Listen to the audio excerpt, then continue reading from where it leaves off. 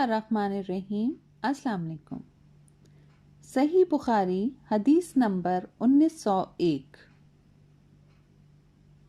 हज़रत अबू हुरैरा रज़ियल्लाहु ताला अन्हु फरमाते हैं कि रसूलुल्लाह सल्लल्लाहु अलैहि वसल्लम ने फरमाया कि जो कोई शब कदर में ईमान के साथ और हुसूल सवाब की नियत से इबादत में खड़ा हो, उसके तमाम अगले गुनाह बख्श दिए जाएंगे, और जिसने रमज़ान के रोज़े ईमान के साथ और सवाब की नियत से रखे, उसके अगले तमाम गुनाह माफ़ कर दिए जाएंगे।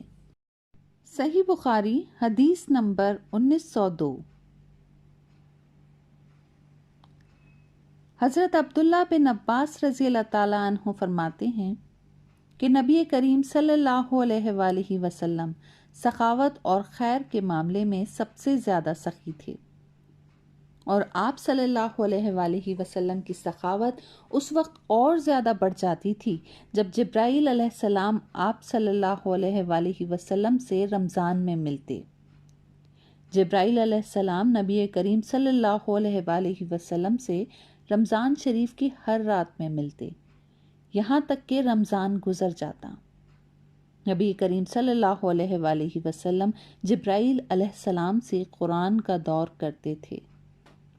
जब जिब्राईल अलैहिस्सलाम आप सल्लल्लाहु अलैहि वसल्लम से मिलने लगते तो आप सल्लल्लाहु अलैहि वसल्लम चलती हवा से भी ज़्यादा भलाई पहुंचाने में सखी हो जाया करते थे।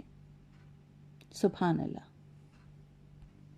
हज़रत अबू हुरैरा रज़ियल्लाहु ताला अन्हु ने फरमाया कि रसूलुल्लाह सल्लल्लाहु अलैहि वसल्लम फरमाते हैं कि अगर कोई शख्स झूठ बोलना, दगाबाजी करना, रोज़े रख कर भी ना छोड़े तो अल्लाह ताला को उसकी कोई ज़रूरत नहीं कि वो अपना खाना पीना छोड़ दे।